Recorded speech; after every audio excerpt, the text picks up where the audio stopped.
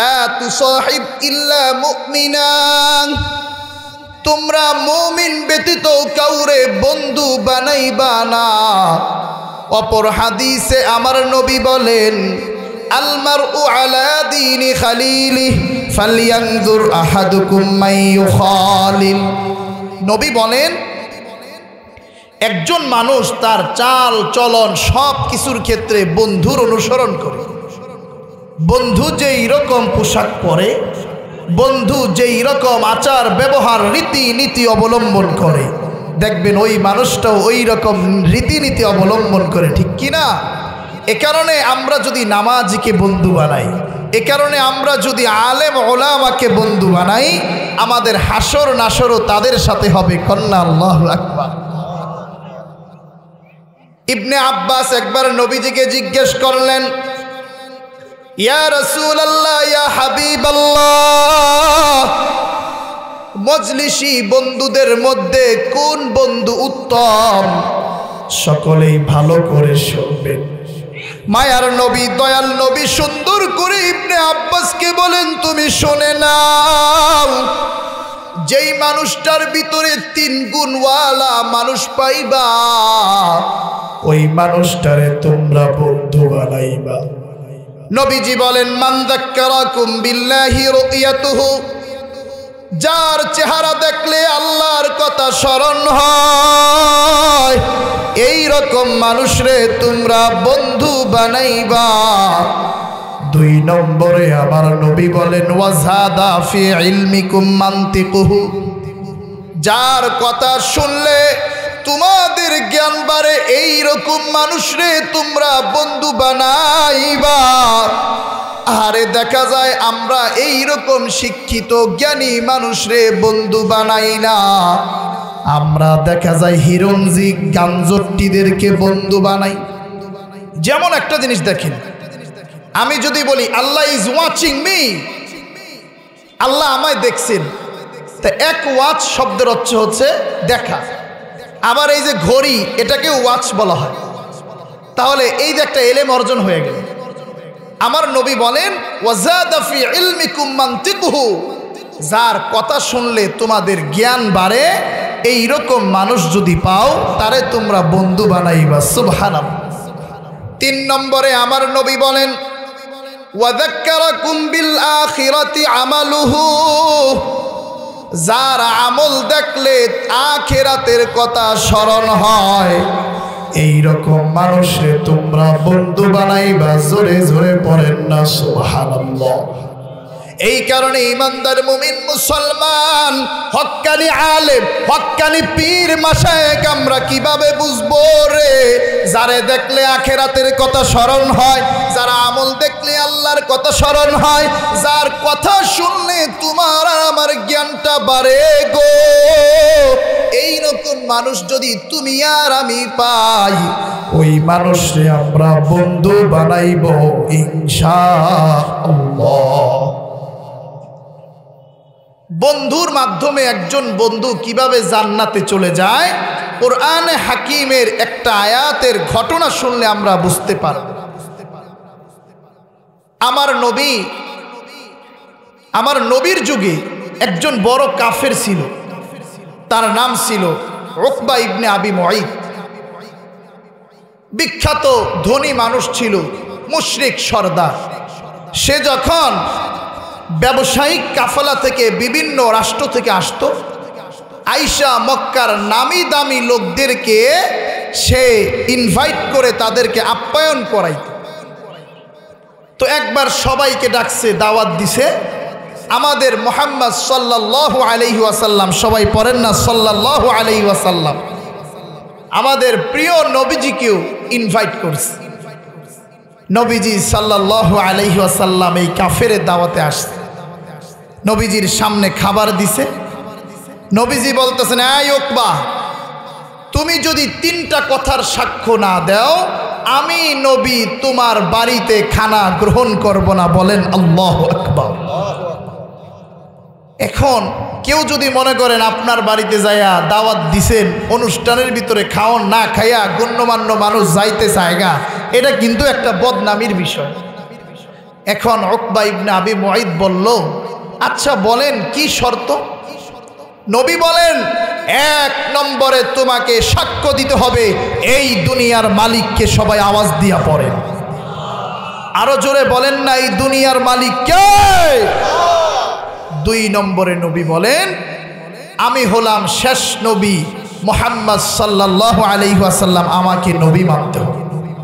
3 নম্বরে এই দুনিয়ার রাষ্ট্র পরিচালনার ক্ষেত্রে, এই দুনিয়ার ক্ষমতার ক্ষেত্রে, কোনো কিছুর ক্ষেত্রে আল্লাহর কোনো শরিক নাই, আল্লাহর কোনো অংশীদার নাই। এই কথা 100 তোমার বিশ্বাস করতে হবে। আল্লাহু আকবার। পড়ছিনি বিপদে। এমন কয় এই 3 কথায় যদি বিশ্বাস না যায় তাহলে তো খায়া না খায়া চলে যাব, আরেক বিপদ। এবার উকবা ইবনে আবি মুআইদ এই 3 কথা শুনে বুঝে লা ইলাহা ইল্লাল্লাহ পড়ে কালিমা এনে মুসলমান হয়ে গেলেন। আল্লাহু আকবার। এবার দেখেন, একজন জাহান্নামী মানুষ জান্নাতি হয়ে গেছিল, কিন্তু এই মানুষটার কলিজার টুকরা বন্ধু ছিল উবাই ইবনে খালফ। এই কাট্টা কাফের যখন শুনলো এই উকবা নাকি নবী মুহাম্মাদের উপর ঈমান আনছে, এবার উবাই ইবনে খালফ বলল, বন্ধু তুমি আমার কলিজার বন্ধু, কাজটা তুমি ঠিক করো নাই, তুমি কেন তার উপর ঈমান আনলা? এবার উকবা ইবনে আবি মুআইদ বলে, বন্ধু আমি ঈমান আনছি, এটা তো আমি মন থেকে ঈমান আনি নাই, আমি কট খায়া ঈমান আনছি। এবার উবাই ইবনে খালফ বলে, বন্ধু না, তোমার এই কথা আমি বিশ্বাস যাই না। কয়, বন্ধু তুমি আমারে কি করতে কইবা সেটাই আমি করব। এবার উবাই ইবনে খালফ বলে, বন্ধু তুমি এখন যাইবা, নবী মুহাম্মাদের মুখের উপর থুতু যদি তুমি মারতে পারো তাইলে বুঝবো তুমি তার উপর ঈমান আনো না। আরে যেই মানুষটা একটু আগেই মুশরিক থেকে ঈমানদার হয়ে গেছে, সেই মানুষটা বন্ধুর জন্য, বন্ধুর রাজি খুশির জন্য নবী মুহাম্মাদের গালের উপর থুতু মারার জন্য চইলা যায়। সকলেই জোরে বলেন না নাউজুবিল্লাহ। আহারে নবী মুহাম্মাদের কাছে গেছে, আমাদের প্রিয় নবীর যায় বলতেছে, সেদিন আমি চাপে পইরা ঈমান আনছিলাম, আজকে আমি আপনার মুখের উপর থুতু দিয়া ঈমানটাকে ত্যাগ করলাম। জোরে জোরে পড়েন নাউজুবিল্লাহ। যেই মানুষটা জান্নাতি হয়ে গেছিল, শুধুমাত্র বন্ধু ভালো নির্বাচন না করার কারণে সেই মানুষটা জাহান্নামী হয়ে গেল রে। আমার নবী অনেক বেশি কষ্ট পাইছেন, নবীর চোখ দিয়া পানি গড় গড় গড় গড় পড়ছে। আহারে নবী যদি কারো উপর কষ্ট পায়, সেই মানুষটার দুনিয়াও অন্ধকার, সেই মানুষটার আখিরাতও অন্ধকার। এই যে 2 জন কাট্টা কাফের বদরের যুদ্ধে তাদেরকে এমন ভাবে নিহত করা হয়েছে, তাদেরকে কূপের ভিতরে লাশটাকে দাফন করে দেওয়া হয়েছে। এই কারণে আমার যুবক ভাইরা, আমার এলাকার আত্মীয় স্বজন, আমরা কোনো খারাপ মানুষরে বন্ধু বানাইব না।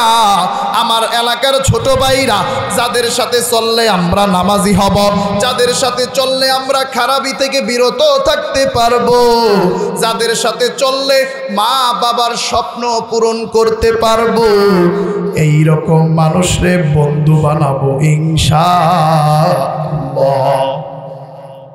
আর একটা জিনিস দেখেন, নবীজি সাল্লাল্লাহু আলাইহি ওয়াসাল্লাম উকবা ইবনে আবি মুআইদকে শিরিক থেকে বাধা দেওয়ার জন্য নির্দেশ করেছিলেন যে এই দুনিয়ার অন্য কেউ মালিক না, এই দুনিয়ায় কেউ চালায় না।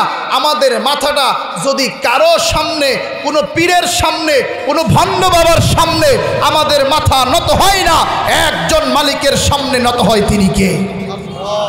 যুগে যুগে সাহাবায়ে কেরামদের সামনে বারবার ঈমানকে ত্যাগ করার জন্য নির্দেশ দেওয়া হয়েছিল, কিন্তু সাহাবায়ে কেরাম স্পষ্টভাবে বলেছিলেন যতক্ষণ পর্যন্ত এই দেহে প্রাণ আছে ততক্ষণ পর্যন্ত মুহাম্মাদের সাহাবাদের কল্লা কোনো কাফের বেঈমানদের সামনে নত হবে না। এই কারণে ঈমানদার মুমিন মুসলমান, আমরা যদি সেজদা দেই, আমরা যদি কারো সামনে মাথা নত করি, সেটা হবে একমাত্র আল্লাহর সামনে, ঠিক কিনা? এছাড়া দুনিয়ার কোনো মাখলুকের সামনে করা জায়েজ আসেনি। জায়েজ না হারাম? ছোট হারাম না বড় হারাম? আরে হারাম তো হারামই, হারামের ভিতরে ছোট বড় নাই। তবে এতটুকু জিনিস আমাদেরকে বুঝতে হবে যে না, দুনিয়ার কোনো মানুষকে পীরের সামনে মাথা নোয়ানো যাবে। তবে শিরকের বিরুদ্ধে যখন আমরা কথা বলবো তখন আপনাকে বিভিন্নভাবে বিভিন্ন জনে কথা শোনাবে, ঠিক কিনা? এ কারণে সব সময় ভালো ভালো আমল শিখতে পারবো, ভালো ভালো আমল জানতে পারবো, এই রকম জান্নাতে যাওয়ার আমল আমরা শিখবো ইনশাআল্লাহ। আশপাশে যারা আছো তোমরা বসে যান, সকলে আমরা বসে যাই, মাঝখানে ফাঁকা জায়গা আছে, মাশাআল্লাহ সুন্দর পরিবেশ কায়েম হয়ে গিয়েছে। আমাদের প্রধান বক্তা এসে যেন পুরা মাঠটা টয়টুম্বুর দেখেন। এ কারণে আমার সব আত্মীয় স্বজন, ভাই ব্রাদার, ছোট বড় সকলেই আমরা বসে যাই। বরকত দেওয়ার মালিক কে? হে দুনিয়ার ইমানদার মুমিন মুসলমান, আমি আপনাদের সামনে কোরআনের একটা সূরা তেলাওয়াত করেছি। এই সূরাটার নাম হইল সূরাতুল বুরুজ। সকলেই হৃদয়ের কান দিয়া শুনবেন, মনের কান দিয়া শুনবেন।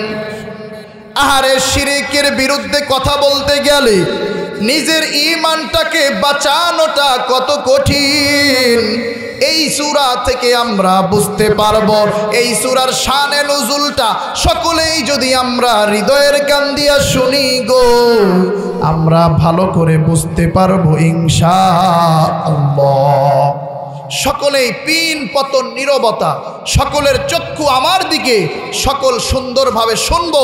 আমরা ভালো কথা শুনবো, ওয়াজ শুনবো, গজল শুনে তারপরে সবাই একসাথে আখিরি মোনাজাত করে বাড়িতে যাবো ইনশাআল্লাহ। আল্লাহ বলেন ওয়াস-সামা'i যাতিল বুরুজ, শপথ কক্ষপথ বিশিষ্ট আকাশের শপথ। ওয়াল ইয়াউমিল মাউউদ, শপথ প্রতিশ্রুতি দিবসের তথা কিয়ামত দিবসের। ওয়াশাহিদু ওয়া মাশহুদ, দেখেন আল্লাহ রাব্বুল আলামিন যেই জিনিসের কসম খান সেই জিনিসের গুরুত্ব মহত্ব অনেক বেড়ে যায়। মনে করেন ওই যে আমরা অনেক সময় ঝগড়াঝাড়ি করি, আল্লাহর কসম দিয়েছে না তোরে খাইছি কালকে পায়ালি, এই যে কথাটা কইল, এই কথাটা বইলা সে কথাটার গুরুত্ব মহত্ব মানে বাড়ায়া দিল। তা আল্লাহর তো কসম করা লাগে না, কিন্তু তারপরও আমাদের মতো মানুষকে বোঝানোর জন্য আল্লাহ কসম কসম কইরা কইরা বারবার একটা জিনিস আমাদেরকে বুঝায়। আল্লাহ বলেন ওয়াশাহিদু ওয়া মাশহুদ, কসম ওই দিনের যেদিন ঘুরে ঘুরে আসে তথা জুমার দিনের শপথ। ওয়া মাশহুদ, যেই দিনের নিকট আমরা উপস্থিত হই তথা আরাফার দিবস, এই আরাফার দিবসের শপথ। এই সব শপথ আল্লাহ খাইয়া একটা খবর দেয়, কুতিলা আসহাবুল উখদুদ, মুমিন মুসলমানদেরকে মারার জন্য যারা গর্ত খনন করেছিল, আল্লাহ বলেন তাদের জন্য ধ্বংস, তাদের জন্য ধ্বংস, তাদের জন্য ধ্বংস। সবাই জোরে পড়েন আল্লাহু আকবার। এখন এই আসহাবুল উখদুদ কারা, এই জিনিসটা আমাদেরকে জানতে হবে। এই জিনিসটা জানতে হলে, বুঝতে হলে সকলকে আমাদের কথাগুলো মন দিয়ে শোনার আল্লাহ তৌফিক দান করুন। সবাই জোরে পড়েন আল্লাহুম্মা আমিন। হযরত সুহাইব রুমি থেকে বর্ণিত, নবীজি সাল্লাল্লাহু আলাইহি ওয়াসাল্লাম বলেন, কানা মালিকুন ফি মান কানা ক্বাবলাকুম ওয়া কানা লাহু সাহির। এই যে আপনারা বৈশা গেছেন, নবীজি সাহাবায়ে কেরামকে নিয়ে এইভাবে বসছেন, এইভাবে বৈশা নবীজি সবাইকে লক্ষ্য করে বলেন, এই সাহাবায়ে কেরামদের দল ভালো করে শুনে নাও। তোমাদের পূর্ববর্তী জমানায় একজন রাজা ছিল, বাদশা ছিল। সেই রাজার নাম ছিল ইউসুফ জু নওয়াজ। সেই রাজার আবার একজন জাদুকর ছিল, যেই জাদুকর রাজার সব কিছু খেয়াল করত। যেই জাদুকর রাজার সুস্থতা অসুস্থতা, রাজার ভালো মন্দ সব কিছু খেয়াল করে।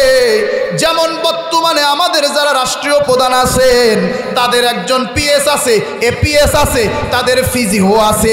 মানুষটার কখন মিটিং, মানুষটার কখন অসুস্থ হয়ে যায়, সেই অসুস্থ হইলে কি করবে, সুস্থ হইলে কি করবে, সব জিনিসগুলা সুন্দর কইরা সে মিটমাট কইরা দেয়।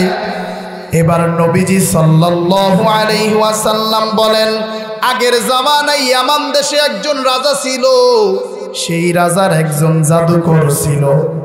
এই জাদুকর যখন বৃদ্ধ হয়ে গেল, জাদুকর আল্লাহর কাছে বলল, জাদুকর রাজা মশাইরে বলল, ও রাজা মশাই, আমি তো বুড়া হয়ে গেছি, আমার এই জাদুবিদ্যা আমি যেন একজনকে শিখা যাইতে পারি, এই কারণে আপনি শহর থেকে আমাকে একজন বাচ্চা দেন, বালক দেন, যারে আমি জাদুবিদ্যা শিখাবো। এবার রাজা মশাই পুরা ইয়ামান দেশে খুঁজছে, পায় না। অনেক খোঁজাখুঁজির পরে একজন অল্প বয়স্ক বালক পাইছেন, সবাই পড়েন সুবহানাল্লাহ। সেই বালকটার নাম ছিল আব্দুল্লাহ ইবনে তামির। যেই তুমি আমার জাদুকরের সব জাদুবিদ্যা শিখে রাখবা, কারণ সে কখন মারা যায় জানি না। এবার এই ছোট্ট বালক আব্দুল্লাহ ইবনে তামির, সে প্রতিদিন বাড়ির থেকে আইসা এই জাদুকরের কাছে জাদু শিখে, জাদুকর শিখায়। এই দুনিয়ায় আমাদের কেউ বানাই নাই, এই দুনিয়ায় আমাদের আল্লাহ বলতে কিছু নাই, এই দুনিয়ায় আমাদের আল্লাহ হলো এই যে আমাদের রাজা মশাই ইউসুফ জু নওয়াজ। সবাই জোরে পড়েন নাউজুবিল্লাহ। এবং ছোট্ট বালক তো, সে মনে করেন সুন্দর করে ওই জিনিসটাই শিখতেছে। এবার আরেকদিন সে যাইতাছে আব্দুল্লাহ ইবনে তামির, যাওয়ার পথে দেখে আরেকজন খ্রিস্টান ধর্মযাজক বৈশা রয়েছে। খ্রিস্টান ধর্মযাজকের কাছে আবার এই ছোট্ট ছেলেটা বসছে। খ্রিস্টান ধর্মযাজক তারে শিখাইতাছে, এই দুনিয়াকে কেউ বানায় নাই, এই দুনিয়াকে একজন মালিক বানাইছেন। আওয়াজ দিয়া পড়েন তিনি কে? এখন কথা পেছ লাগছিনি। খ্রিস্টান ধর্মযাজক কয় আল্লাহ বানাইছি, আর জাদুকর কইতাছে আমাদের আল্লাহ বলতে কিছু নাই, ওই যে রাজা মশাই সেই আমাদের সব। এবার আব্দুল্লাহ ইবনে তামির কার কথা বিশ্বাস করবেন? আরেকদিন সকালবেলা আব্দুল্লাহ বিন তামির সুন্দর কইরা যাইতাছে। ও আমার এলাকাবাসী, সকলেই হৃদয়ের কান দিয়া শোনেন। তিনি যখন যাইতাছেন, দেখে রাস্তার ভিতরে বিরাট একটা প্রাণী, মানুষজন যাইতে পারে না। এবার বড় একটা সিংহ দাঁড়ায়া রইছে, দুই পাশে মানুষের জটলা বাইদা গেছে। এবার আব্দুল্লাহ ইবনে তামির ছোট একটা পাথর খণ্ড নিয়ে আল্লাহর কাছে বলে, আল্লাহ, ওই জাদুকরের কথার চাইতেই খ্রিস্টান পাদ্রীর কথা যদি আপনার কাছে উত্তম হয়, তাহলে এই পাথরের আঘাতে এই বিরাট প্রাণীটাকে আপনি মেরে ফেলেন। সবাই বলেন আল্লাহু আকবার। এইভাবে যখন এই পাথরটা নিক্ষেপ করছে, বিশাল প্রাণীটা সাথে সাথে মইরা গেছে রে। দুই পাশের মানুষগুলা চলাচল করতেছে। এবার ছোট্ট বালক আব্দুল্লাহ ইবনে তামির ওই খ্রিস্টান পাদ্রীর কাছে গেছে। খ্রিস্টান পাদ্রীর কাছে যা বলছে, উস্তাদজি, আমি তো আপনার কথা সত্য নাকি জাদুকরের কথা সত্য, এই বিষয়টা তুলনা করার জন্য এক খণ্ড পাথর নিয়া আমি আল্লাহর নাম নিয়ে ওই প্রাণীটারে মারছি, সাথে সাথে প্রাণীটা মইরা গেছে, তার মানে বুঝলাম আপনার কথা সত্য। এবার খ্রিস্টান ধর্মযাজক বলতেছে, আব্দুল্লাহ, তুমি তো এখন আর সাধারণ মানুষ নও, তুমি তো আল্লাহর ওলিতে পরিণত হয়ে গেছো। আল্লাহু আকবার। কয় তুমি সামনে পরীক্ষার সম্মুখীন হইবা, সেই পরীক্ষার সম্মুখীন তুমি যদি হও, আমার কথা তুমি কারো সামনে প্রকাশ কইরো না। এই আব্দুল্লাহ বিন তামির রে আবার আল্লাহ রাব্বুল আলামিন অলৌকিক ক্ষমতা দিয়েছিলেন। যেই মানুষটা জন্ম থেকে অন্ধ, যেই মানুষটার কুষ্ঠরোগী, এইরকম জন্ম থেকে অন্ধ এবং কুষ্ঠ মানুষকে যদি এই ছোট্ট বালক আব্দুল্লাহ স্পর্শ করত, সাথে সাথে জন্ম থেকে অন্ধ মানুষ ভালো হয়ে যেত। সবাই জোরে পড়েন সুবহানাল্লাহ। ঘটনাক্রমে রাজার একজন মন্ত্রী মশাই ছিল অন্ধ। সেই মন্ত্রী মশাই যখনই শুনল এই শিশু জন্ম থেকে অন্ধ মানুষরে স্পর্শ করলে ভালো হয়ে যায়, এবার ওই মন্ত্রী মহোদয় অনেক হাদিয়া নিয়ে এইখানে চলে আইসা বলল, এই বালক, তুমি যদি আমারে সুস্থ করতে পারো গো, এই যে আমি মাল সামানা নিয়ে এত উপডৌকন নিয়ে আসছি গো, এই সবই তোমার। এবার আব্দুল্লাহ ইবনে তামির বলতাছে, ও মন্ত্রী মশাই, আমি কোনো অসুস্থ মানুষরে সুস্থতা দান করতে পারি না। ও আমার আত্মীয় স্বজন, এবার গলাটাকে ছাইরা বলবে, দুনিয়ার সকল অসুস্থ মানুষকে সুস্থতা দেয় কে? আরো জোরে আওয়াজটা ছেড়ে দিয়ে বলেন না, মালিকের নামটা কি? আহারে, আব্দুল্লাহ বিন তামির বলে, মন্ত্রী মশাই, আমি তো সুস্থ করতে পারি না, আল্লাহ সুস্থ করছে। এই কথা বইলা এই রকম কইরা চোখে স্পর্শ করছে, সাথে সাথে মন্ত্রী মহোদয় ভালো হয়ে গেছে। আল্লাহু আকবার। পরের দিন সংসদ বস, রাজা মশাই যায় দেখে আমার অন্ধ মন্ত্রী চোখকে দেখে। রাজা মশাই বলে, মান রদ্দা আলাইকা বাসরকা, এই তোমারে চক্ষু শক্তিকে ফেরত দিয়া দিল? কয় রব্বি আল্লাহ, আমার রব আল্লাহ আমারে এই চোখের শক্তি ফেরত দিয়ে দিয়েছেন। এবার রাজা মশাইয়ের মাথা বড় গরম। রাজা মশাই কয়, এই আমান দেশে আমি ছাড়া আল্লাহ আবার কে? নাউজুবিল্লাহ। কয়, আমি হলাম তোমাদের আল্লাহ। এই শহরের ভিতরে আল্লাহর পরিচয় কে দিয়া দিল তোমাদেরকে? এবার মন্ত্রী মহোদয় ওই ছোট্ট বালকের কথা বইলা দিছে। রাজা মশাই সাথে সাথে সেনাবাহিনী পাঠায়া দিছেন। সেনাবাহিনী যখনই আসছে, এই পিচ্চিরে ধইরা নিয়ে আসছে। এবার পিচ্চিরে নিয়ে আসে, এই পিচ্চি, তোরে আদর যত্ন কইরা খাওয়ায়া পড়াইয়া তোরে এত বড় করতাছি, আর তুই নাকি আমার ক্ষমতার বিরুদ্ধে তুই অপবাদ দিচ্ছ। তুমি বলতেছ সব ক্ষমতার মালিক আল্লাহ, এটা তুমি কেমনে বললা? এই পরিচয় তুমি কার থেকে পাইলা? ছোট্ট বালকরে চাপ দিছে, ওই খ্রিস্টান পাদ্রির কথা বইলা দিছে। এবার খ্রিস্টান পাদ্রিরে আনছে। এক নম্বরে খ্রিস্টান পাদ্রিরে রাজামশাই বলে, তুমি যদি ঈমান পরিত্যাগ না করো, আজকেই তোমার মরণ হবে। কোনোভাবে ঈমানদার মুমিন মুসলমান, এই যে আমরা যারা আছি, পুরা দুনিয়াকে যদি আমাদের পায়ের সামনে দেওয়া হয়, আমরা আল্লাহর থেকে ঈমানকে কে কে পরিত্যাগ করব না? দুইটা হাত উঠায় দেখায় দেয়, নারে তাকবীর। এবার সুন্দর কইরা কইতাছে, না, আমি কোনোদিন ঈমান পরিত্যাগ করব না। কয়, ঈমান পরিত্যাগ করব না? শোনো, সেনাবাহিনীর বলতেছে, করাত নিয়ে আসো। করাত নিয়ে আইসা, আমি আর আপনি তো ঈমানের পরীক্ষা দেই না। হারে, মুসলমানের ঘরে আমি আর আপনি জন্ম হয়েছি, তো এই কারণে বিভিন্ন ভণ্ড দরবারে যাইয়া ঈমানটাকে ত্যাগ করতে আমাদের লজ্জাবোধ হয় না, ঠিক কিনা? এবার রাজামশাই বলতেছে, এই করাত নিয়ে আসো। তুমি যদি ঈমান পরিত্যাগ না করো, করাত দিয়ে এই মাথা মাঝখান দিয়ে কাটতে কাটতে তোমাকে দ্বিখণ্ডিত করে দেওয়া। মন্ত্রী মহোদয় আর ওই খ্রিস্টান ধর্মযাজক তারা বলল, আপনি আমাদেরকে যে শাস্তি দেন, কোনোদিনও আমি আমাদের ঈমানটাকে ত্যাগ করব না। আল্লাহু আকবার। এবার সেনাবাহিনীর মাধ্যমে এই দুইজন মানুষকে করাত দিয়ে পুরা শরীরটাকে দ্বিখণ্ডিত করা হয়েছে।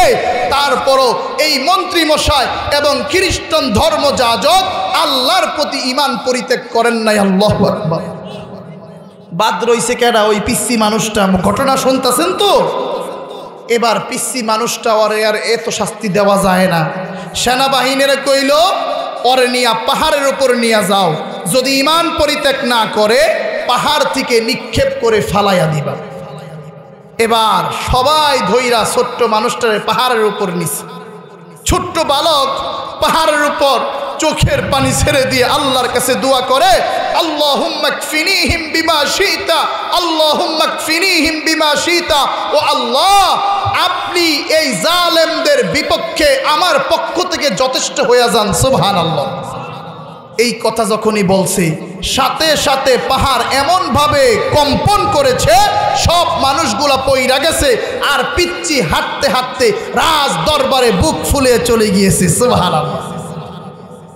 রাজা মশাইকে, কিরে তুই একলাকে, তুই কেমনে আসলা?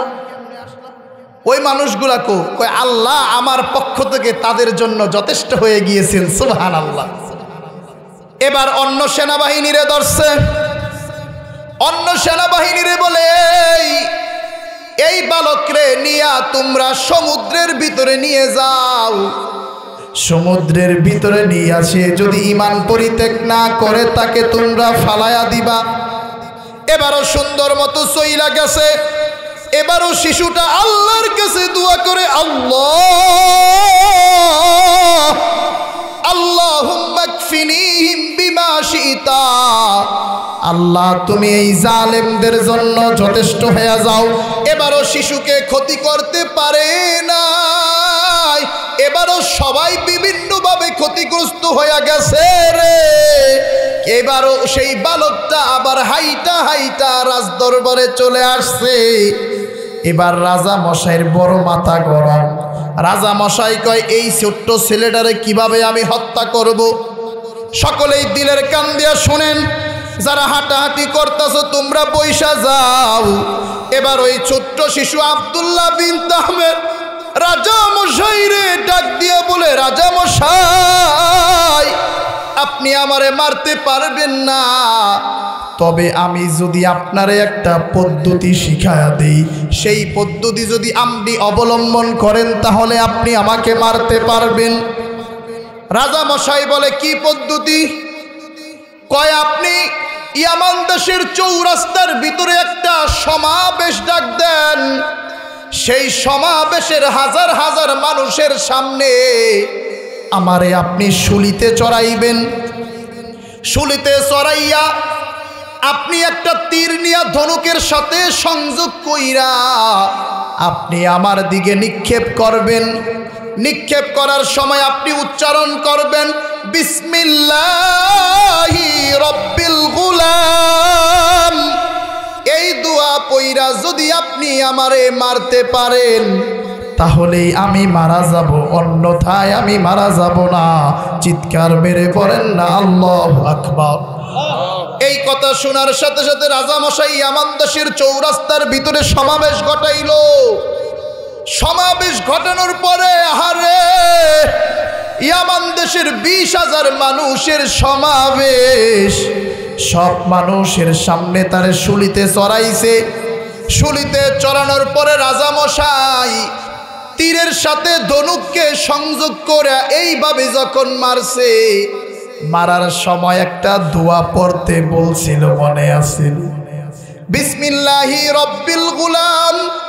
এইটার অর্থ হইল, এই ছোট্ট বালক আব্দুল্লাহ বিন তামেরের আল্লাহর প্রতি আমি শুরু করলাম।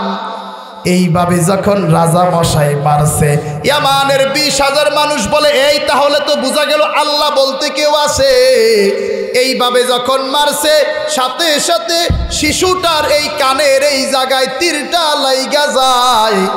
শিশুটার চোখটা বন্ধ হইয়া গেছে। ও বাবা, বন্ধ হইলে কি হবে? ওই যে ইয়ামান দেশের 20,000 মানুষ, তারা ওই বিসমিল্লাহ বলার সাথে সাথে আল্লাহর নাম শুইনা বলে, আমান্না বিরব্বিল গুলাম। আল্লাহু আকবার। 20,000 মানুষ বলে, যেই আল্লাহর জন্য আব্দুল্লাহ বিন তামের জীবন দিয়া দিল, সেই আল্লাহর প্রতি আমরা সবাই ঈমান নিয়ে আসলাম। একটু আস্তে বাড়ি যায় কইেন না আল্লাহু আকবার। এবার মন্ত্রীরা বলে, কাম সারছে, আপনি করলেন কি তা?